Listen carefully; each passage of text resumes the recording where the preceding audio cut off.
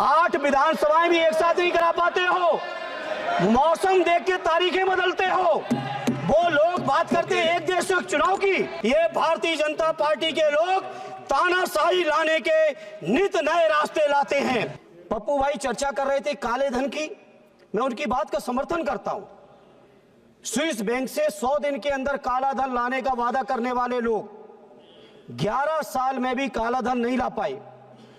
सभापति जी, हमारे किसान भाइयों को स्वामीनाथन जी की सिफारिशों के अनुरूप उनकी फसलों की लागत का 1.5 गुना समर्थन मूल्य देने का कानूनी वादा करने के बावजूद ये केंद्र की सरकार ने आज तक उस कानून को लागू करना तो बहुत दूर की बात, अगर उसको लागू करने की मांग करने के लिए किसान चलते हैं हरियाणा से तो सिंधु बॉर्डर पे ही रोक दिए जाते हैं। बहुत बहुत धन्यवाद देता हूं, आपने मुझे इस सब्जेक्ट पे बोलने का मौका दिया, बहुत बहुत धन्यवाद।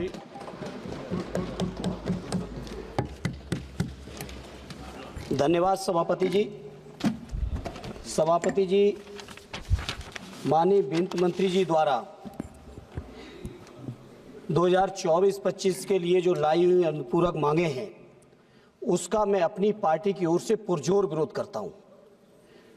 विरोध केवल इस बजट के लेने का या स्वीकृति देने का नहीं है, सरकार की एक प्रक्रिया है, बजट आप लेंगे।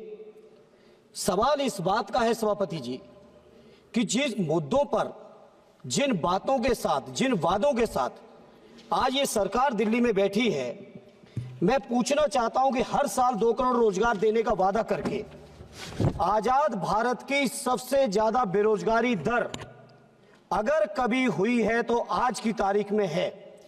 लेकिन वित्त मंत्री जी, इस मुद्दे पर कभी आपकी बात नहीं निकलती है। पप्पू भाई चर्चा कर रहे थे काले धन की, मैं उनकी बात का समर्थन करता हूं। स्विस बैंक से 100 दिन के अंदर काला धन लाने का वादा करने वाले लोग 11 साल में भी काला धन नहीं ला पाए।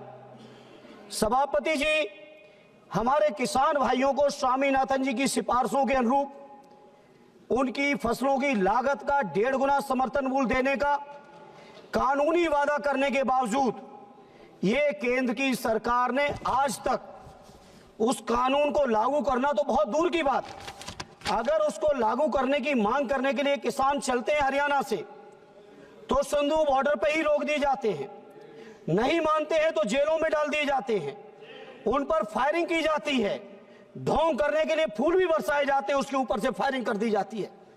अगर कोई राजनीतिक दल यहां से सदन में बैठे हुए अगर हमारे माननीय सांसदगण मिलने की कोशिश करते हैं उन किसान भाइयों से जेल में जाकर, तो हमारे किसान भाइयों को भी उस जेल तक में नहीं मिलने दिया जा रहा है।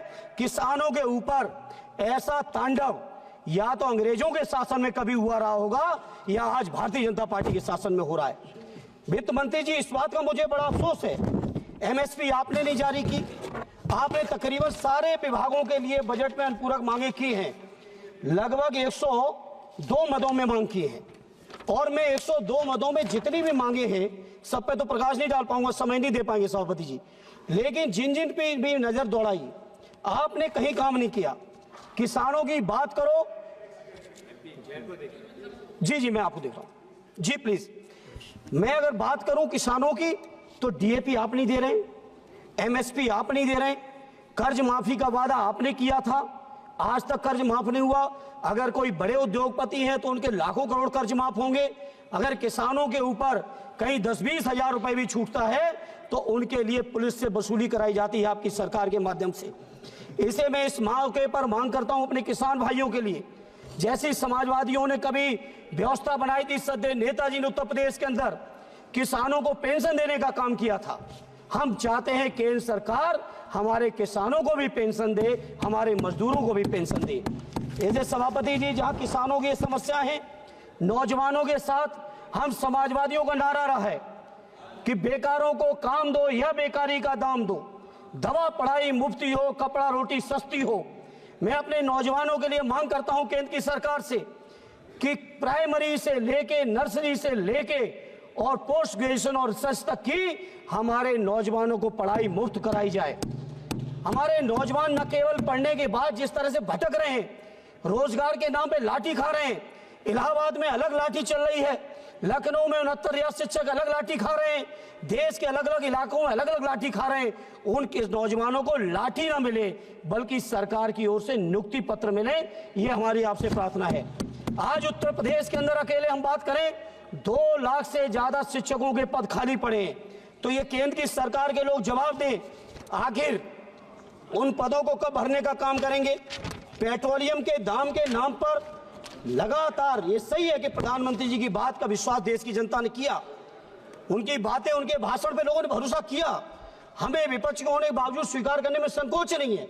लेकिन वित्त मंत्री जी जब इतना भरोसा किया है तो आखिर उस भरोसे को पूरा करने की जिम्मेदारी किसकी है।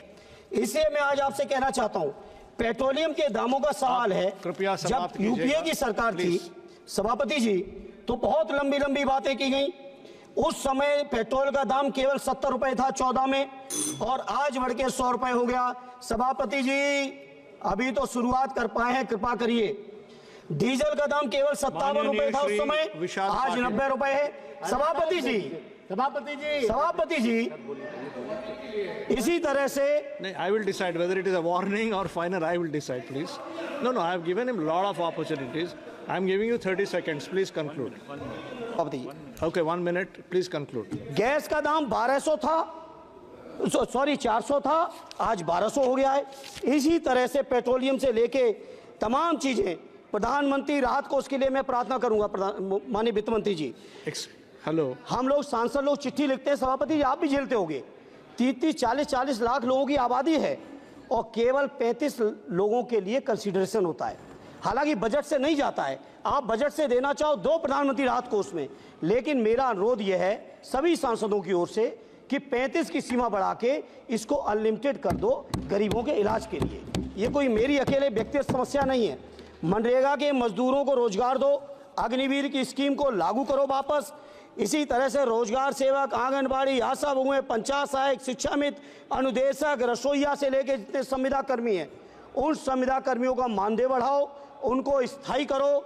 और एक आजमगढ़ की जो मेरा अपना संसदीय क्षेत्र है, लगातार मैं वित्त मंत्री जी कह रहा हूं सदन के माध्यम से, जब तक मांग पूरी नहीं होगी मैं लगातार इस मांग को दोहरा